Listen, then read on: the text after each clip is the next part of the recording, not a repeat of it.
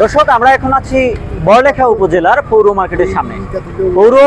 পৌর মার্কেটের সামনে যে মেইন রোড আপনারা দেখতে পাচ্ছেন, মেইন রোডের একদম পাশের ফুটপাত সংলগ্ন এলাকায় যেমন বিভিন্ন ছোটখাটো দোকানপাট, তেমনি আবার সিএনজি মোটরসাইকেল অবৈধভাবে পার্কিং করছে। এই অবস্থায় নগরবাসীর যাতায়াতে অনেক অসুবিধা হচ্ছে।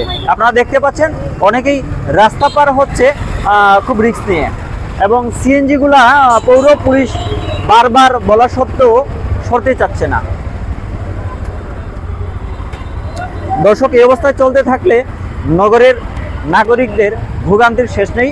এছাড়াও আপনারা দেখতে পাচ্ছেন প্রতিটি দোকানের সামনেই ছোট ছোট দোকান, পানের দোকান, সবজির দোকান, বাদাম ইত্যাদি বিভিন্ন দোকানপাট একদম ফুটপাত দখল হয়ে গেছে। এই পৌর ট্রাফিক পুলিশ তার যথাসাধ্য নিয়ন্ত্রণ করার চেষ্টা করছে, কিন্তু কোনো কর্ণপাত করছে না এলাকার যে সিএনজি ড্রাইভার কিংবা যারা গাড়ি পার্কিং করেছে তারা। কেউ বলতেছে বাজার করে আসলেই আমার প্যাসেঞ্জার, আমি চলে যাব। কেউ বা মোটর সাইকেল রাস্তা একদম মাঝ রাস্তায় রেখে, আপনারা দেখতে পাচ্ছেন মাঝ রাস্তায় রেখে শপিং করছেন।